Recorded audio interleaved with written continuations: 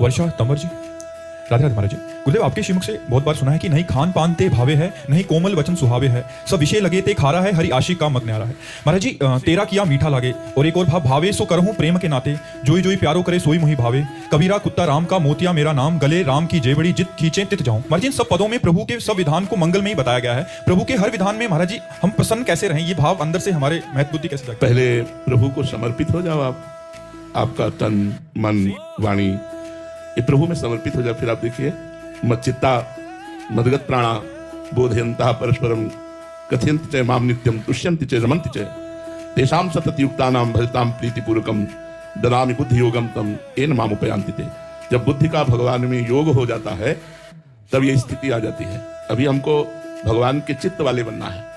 अभी हमारा चित्त संसार का चिंतन करता है, देह का, देह संबंधी भोगों का, देश संबंधी रिश्ते नातों का। जब ये चिंतन छूट करके अनन्य चिंतन, अनन्य चिंतन तो माम, भगवान का अनन्य चिंतन होने लगे, अभी हमारी बुद्धि ये निश्चय करती कि भोगों में सुख है। अब हमारा कोई संसार में है, कोई हमें प्यार करे संसार में, ये सब भगवान से विमुख करने वाली बातें जो हृदय में है ना, जब खूब भजन करोगे, पहले भगवान में हम अपने चित्त को अर्पित करना सीखें। खूब बार बार नाम का जप करें, उससे चित्त अर्पित होता है। श्वासें ये भगवान के लिए है। मदगत प्राणा, प्राणों का कार्य है श्वास प्रश्वास। हमारा आहार बन जाए भगवान नाम, हमारी श्वास प्रश्वास से नाम जब चले। नाम श्वास दो बिलक चलत हैं, इनको भेद नमो को भावे, श्वास ही नाम, नाम ही श्वासा, नाम श्वास को भेद मिटावे। मदगत प्राणा बोधयंता परस्परम। जब हम वार्ता करें तो भगवान की चर्चा करें, भगवान के गुण, भगवान की रूप माधुरी, लीला धाम, ये अनंत समुद्र हैं, हम इसकी चर्चा करें।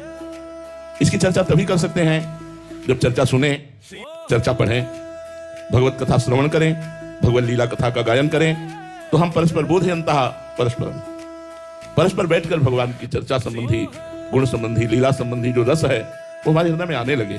तुष्यन्ति च रमन्ति च, उसी में हमारा मन रमण करने लगे, उसी में हमारा मन संतोष को प्राप्त होने लगे, तृष्णा रहित होने लगे, भोगों की तृष्णा नष्ट होने लगे। तुष्यन्ति का मतलब है तृप्ति होना। अब कोई चाह नहीं रह गई, कोई इच्छा नहीं रह गई। तो भगवान कहते हैं वो निरंतर प्रेम पूर्वक जो मेरा भजन करता है तो मैं उसकी बुद्धि में योग प्रदान करता हूं, अर्थात बुद्धि भगवान में स्थित हो जाती है। उसका परिणाम क्या होता है?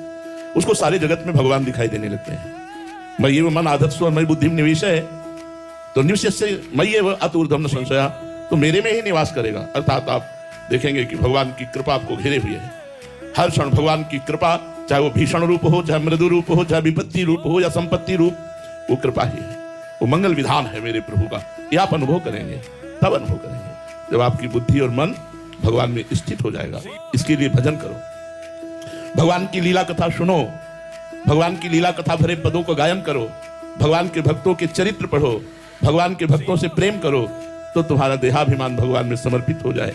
बस यहीं से दिव्यता प्रारंभ होती है। जब तक देहाभिमान रहता है तब तक भागवतिक अनुभव नहीं होता। पार्थिव अनुभव होने लगेंगे, इच्छाओं की पूर्ति होने लगेगी, लोक सम्मान मिलने लगेगा, लेकिन आध्यात्मिक दिव्यता का अनुभव तभी होगा जब देहाभिमान श्री भगवान में अर्पित हो जाए। शरीर स्वस्थ हो या अस्वस्थ, सामने प्रतिकूलता हो या अनुकूलता, कोई निंदा करे या स्तुति, अपमान दे या मान, सब में समान भाव रखकर परमात्मा चिंतन में तन्मय महापुरुष वो बोल सकता है तेरा किया मीठा लगे, वो बोल सकता है जोई जोई प्यारो करे सोई मोहि भावे, वो बोल सकता है कबीरा कुत्ता राम का। ऐसे नहीं बोल सकता, ऐसे बोलना खेल नहीं है। भगवान के हो गए तब कितने बड़े महापुरुष हैं, कैसे बोल रहे हैं कबीरा कुत्ता राम का।